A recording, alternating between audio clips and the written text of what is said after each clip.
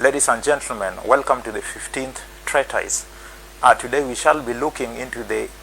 history behind impeachment proceedings. How have they developed? How have they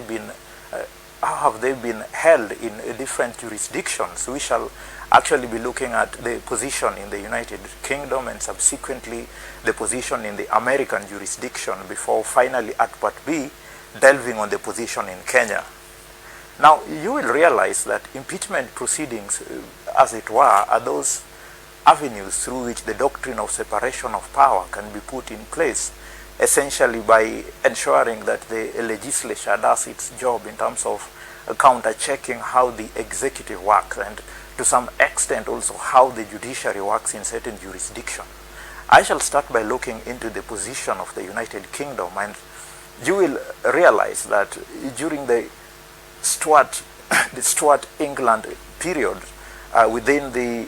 United Kingdom jurisdiction, impeachment proceedings, as it were those avenues that were used to check on how the officers of the king exercised that executive authority that has been vested upon them. The proceedings were carried out by establishing if a particular a member of the executive, or for that matter of the judiciary, had,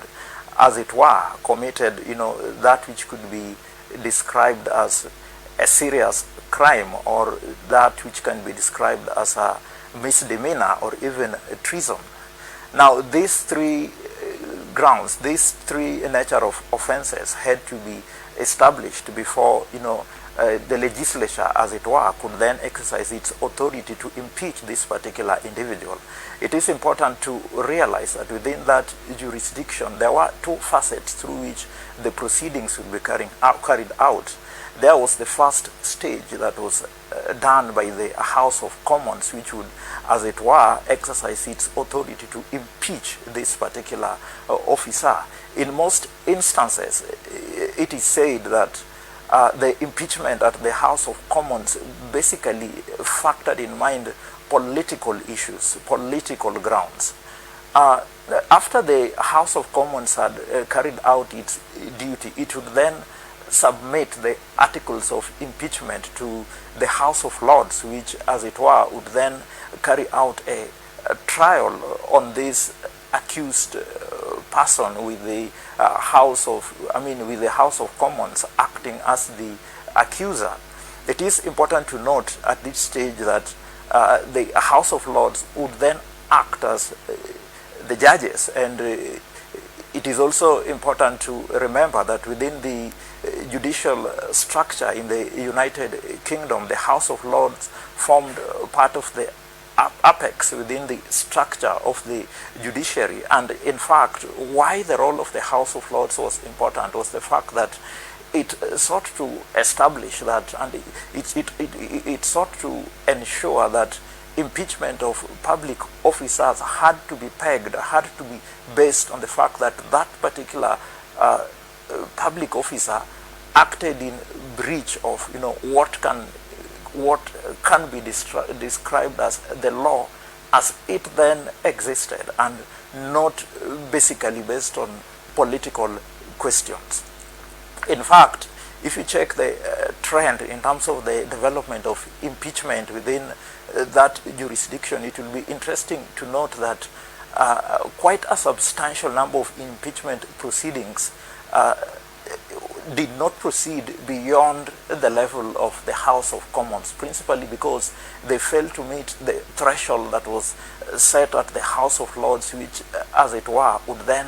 bring in the legal standards, the basic legal standards. In fact, most of them failed because either at one instance the king would dissolve parliament so that then the legislature would be derailed. Sometimes, of course, they would fail to meet the threshold that has been placed by the House of Lords, and so that in most instances the House of Commons actually opted to simply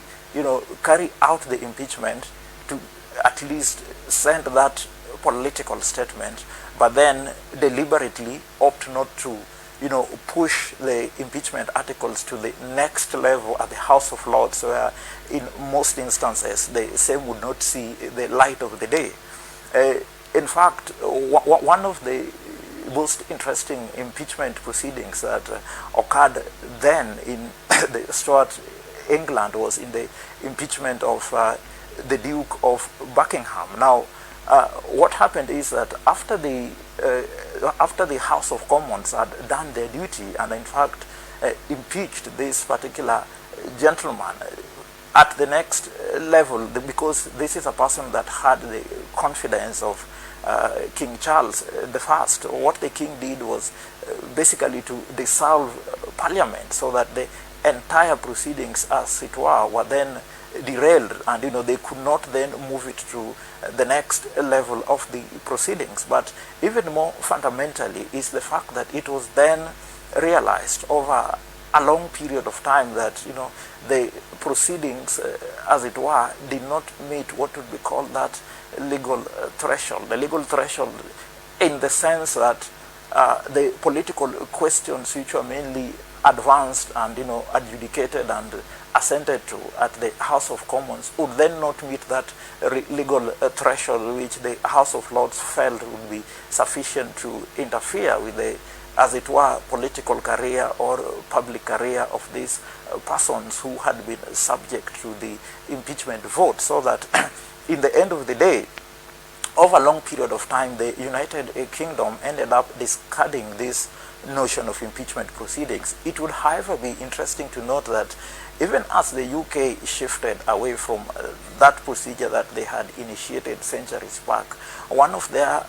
colonies, and that is the United States, when crafting their constitution during the convention on the construction of the American Constitution, had the principle of impeachment as one of the core elements that had to be captured, even right within the framing of their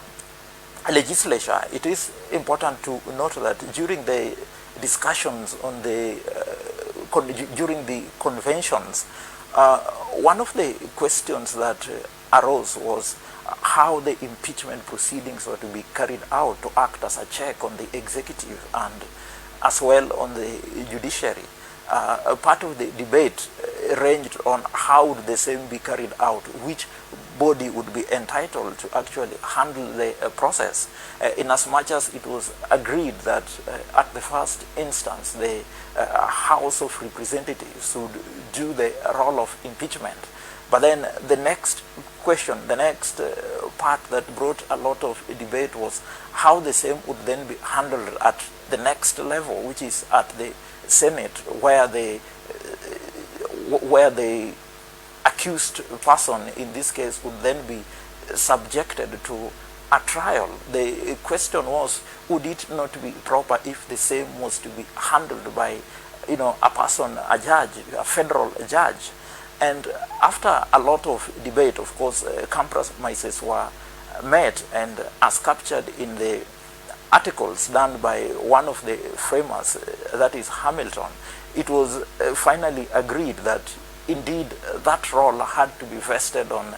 the Senate. And the understanding then was that the Senate was composed of respectable individuals. It was composed of individuals who could be entrusted in terms of integrity, in terms of impartiality, to be sober during the debate on impeachment, at least to respect both the rights of the accusers, who are the House of Representatives, and therefore who are expected to have framed issues as envisaged by the people on the ground,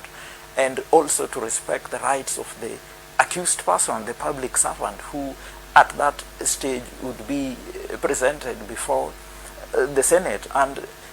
the general consensus then was that that is something that ought to be placed within the province of the Senate. It would also be important to note that, subject to Rule 6 of the Senate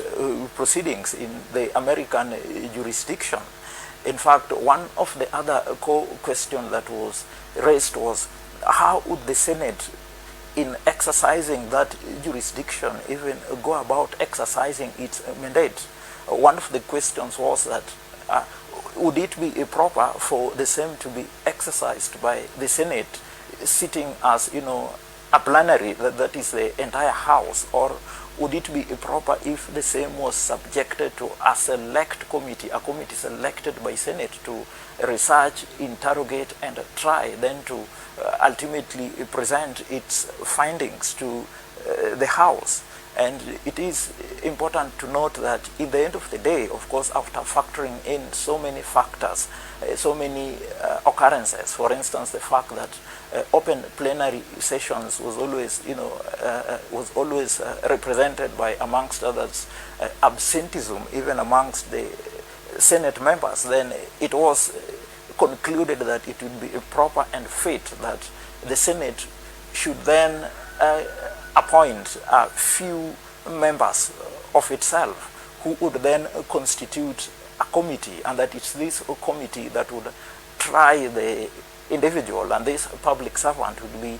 allowed to present witnesses. He would be questioned. Both sides would be given the right to be heard. That is, both the individual who is subject to the impeachment proceedings as well as the House of Representatives, and that this committee would then come to a decision which would ultimately be presented before the Senate. And it is also important to note that this aspect in terms of how the American Senate is to proceed with impeachment proceedings has also been a subject of a Supreme Court decision, and that was captured in the case of Nixon versus the United States of America. Now, Nixon was a federal judge who was impeached, but he appealed against this decision on the basis that he was not given a proper trial as per the Constitution, to the extent that the Senate had opted to constitute a committee rather than, hear him and entertain his case as a plenary involving the entire Senate. In its decision, the Supreme Court held that, for one, impeachment proceedings are an express province of the Senate. In fact, they quoted the celebrated decision in they quoted the celebrated position in the case of Curry, where it was held that there are some of those functions which have been exclusively donated to certain political organs, and that then the same cannot be adjudicated on by the judiciary, emphasizing on the principle of non-justiciability. And to that extent, the Supreme Court found that in carrying out its function, it was within the exclusive discretion of the Senate to decide how to go about it. They could opt to do it as a plenary, but they could also opt to canvass the same by virtue of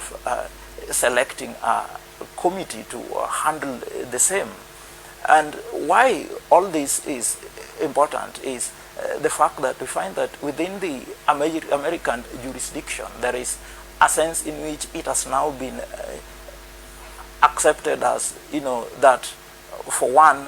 when it comes to matters impeachment, in as much as the House of Representatives at the first instance is vested with the authority to carry out the process, the aspect of carrying out the trial, the aspect of adjudicating over the same would ultimately be subjected to the Senate, and it's upon the Senate to make a determination in terms of how they would go about the entire process. In fact, now coming slightly on the Kenyan scenario, you realize that when it comes to the question of impeachment of governors, as happened in the Kirinyaga case, of course the Kirinyaga County Assembly did what is expected of it as a first instance by carrying out the impeachment proceedings. Now, after having done that, the articles of that impeachment then had to be sent to the Senate, which is now then expected to do the second aspect in terms of trying the governor by giving the governor the right to be heard. And you remember the same was entangled with debates in the House as to how ought the process to be carried out. Should it be done openly through a plenary, which some members thought was more democratic, or alternatively, should the same be done courtesy of a committee of the House? Of course, in the end of the day, the proponents of the theory that the same should be done courtesy of a committee of the House held sway. And from the history that we've given, the position as is currently held in the United States of America, then you can see where we are coming from. At this stage, I think I will rest my case and wait for the next phase, where we shall delve specifically on how impeachment proceedings are carried out in Kenya. Thank you.